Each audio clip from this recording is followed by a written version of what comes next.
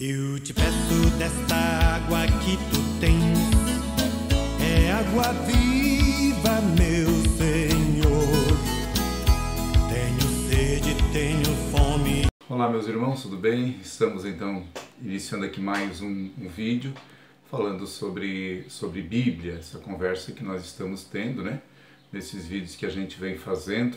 Estamos aí falando, e já falamos um pouco sobre a formação da Bíblia, os livros, o cânon da Bíblia, e agora a gente está conversando um pouco sobre a questão da interpretação, né, da Bíblia, a formação bíblica.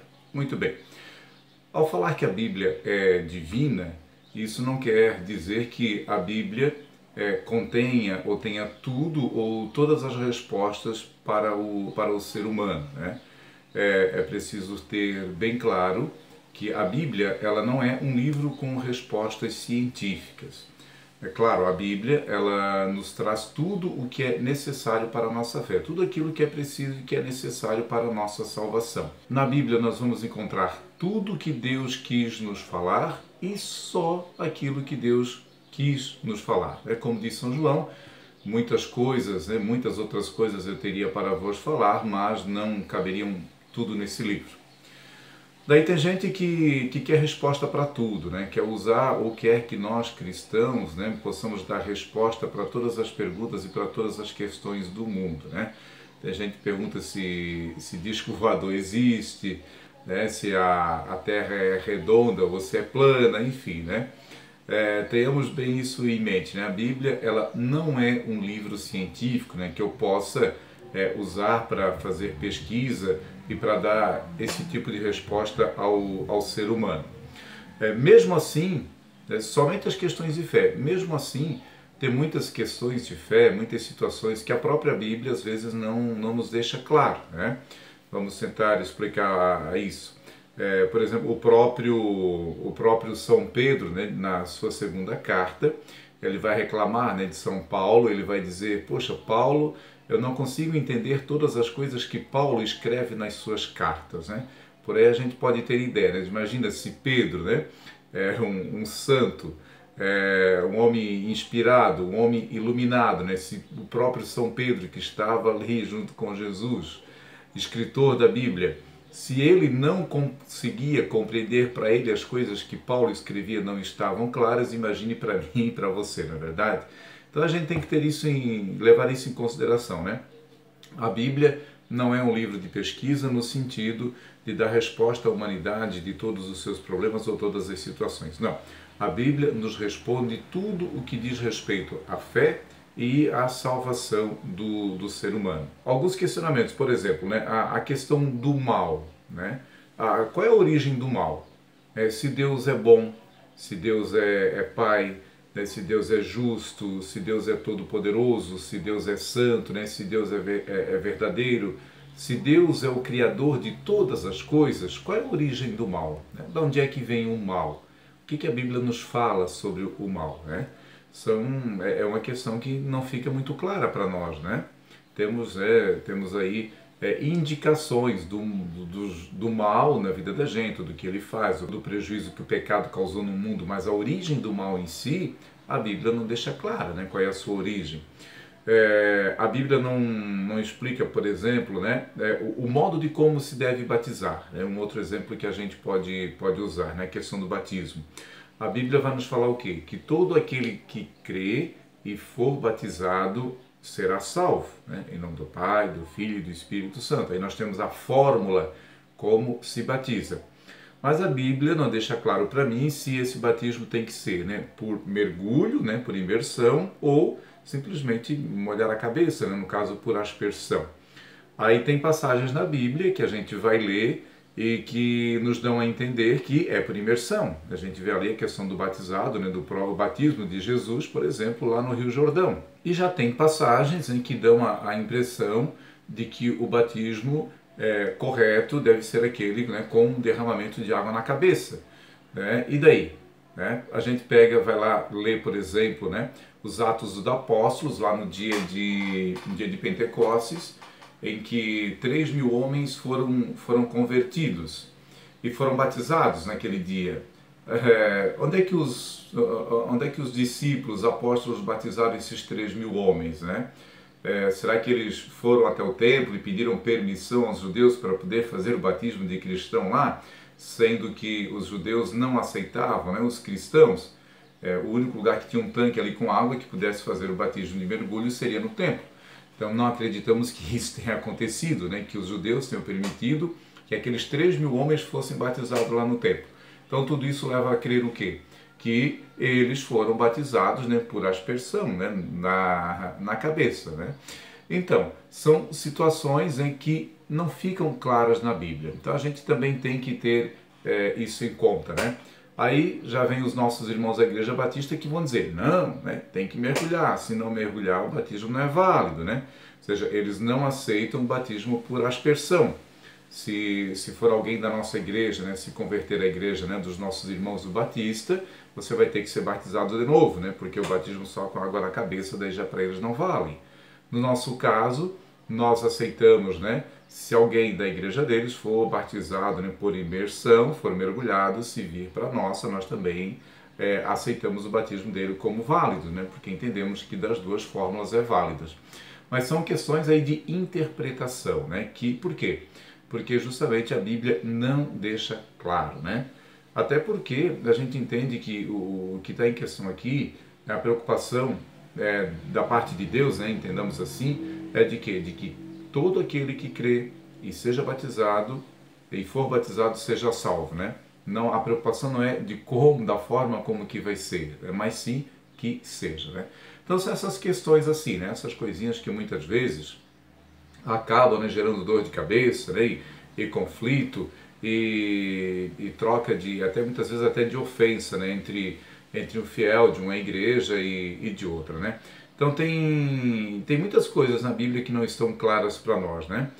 Coisas, por exemplo, como o próprio Jesus Cristo, né, que não quis responder algumas questões, né? Por exemplo, quando foram perguntar para ele, quando ele falava, né, sobre o final dos tempos, perguntaram a ele quando é que aconteceriam essas coisas, né?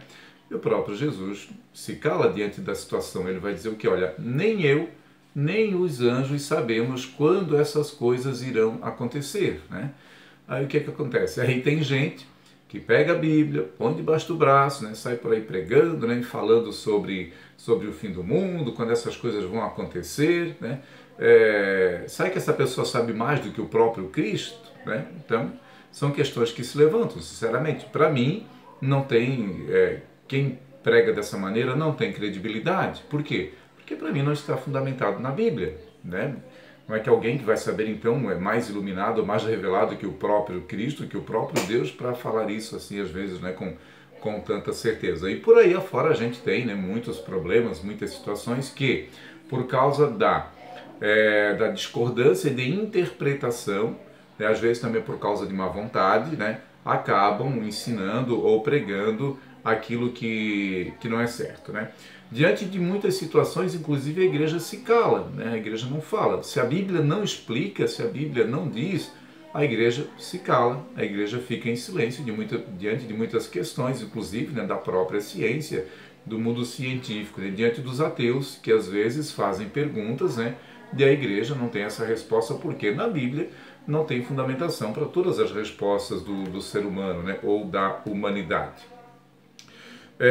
Que mais a gente pode falar, né?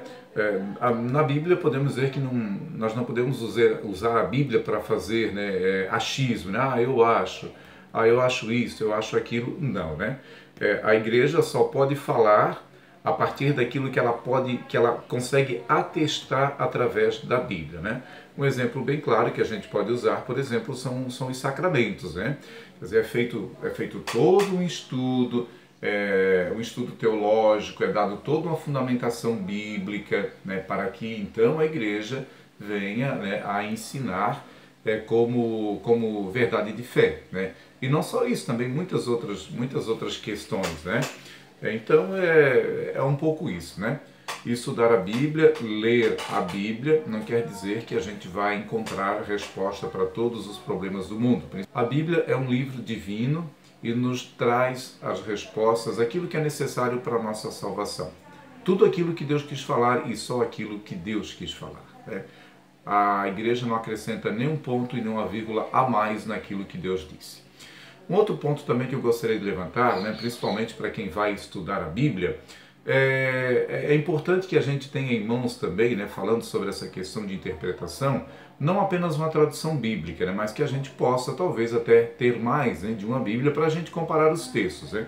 Eu, por exemplo, aqui eu uso, né, para os meus estudos, né, a Bíblia de Jerusalém, que ela tem uma linguagem mais aproximada, né, com os textos originais. É uma Bíblia que muitos estudam, né, usam para o estudo bíblico. Ela se aproxima muito daquilo que é a palavra original hebraica, né, o aramaico, o grego.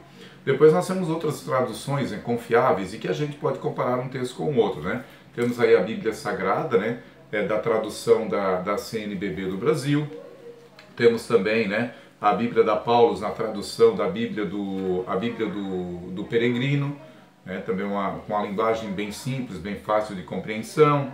Temos também, né, a Bíblia Sagrada, a edição pastoral. E temos outras, né? Temos a Bíblia Ave Maria e tantas outras. Então é importante que se tenha até mais de uma Bíblia, né? Para quem quer se aprofundar, quer estudar um pouco mais, para que possa ir fazendo essas comparações do texto. Né? Vou usar aqui bem rápido um texto, por exemplo, né?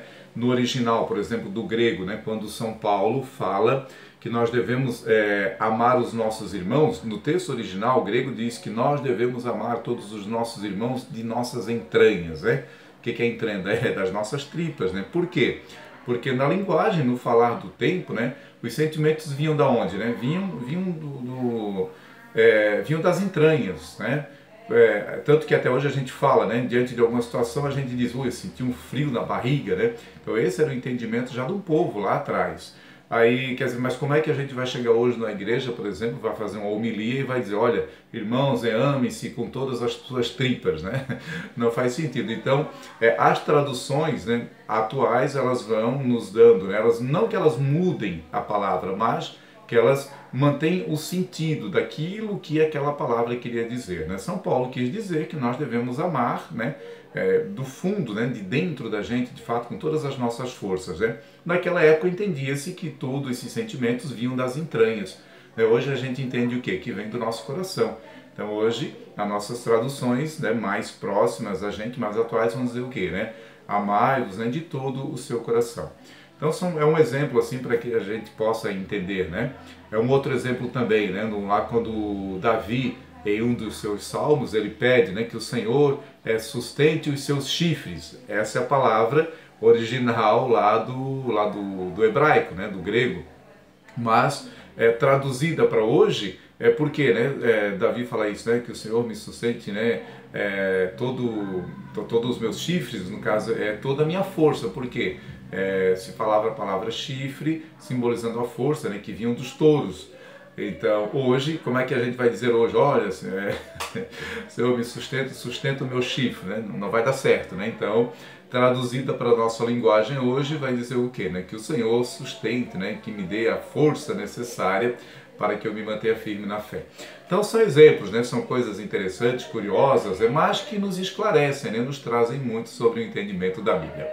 Amém, pessoal? Fique com Deus, né? Fique aí na paz do Senhor e até o próximo vídeo continuaremos conversando um pouco mais. Daqui a pouco a gente vai abrir a Bíblia para começar a interpretar e a ler, entender os trechos, né? Fique com Deus. Vens de Deus, estás em Deus, também és Deus, e Deus contigo faz um só.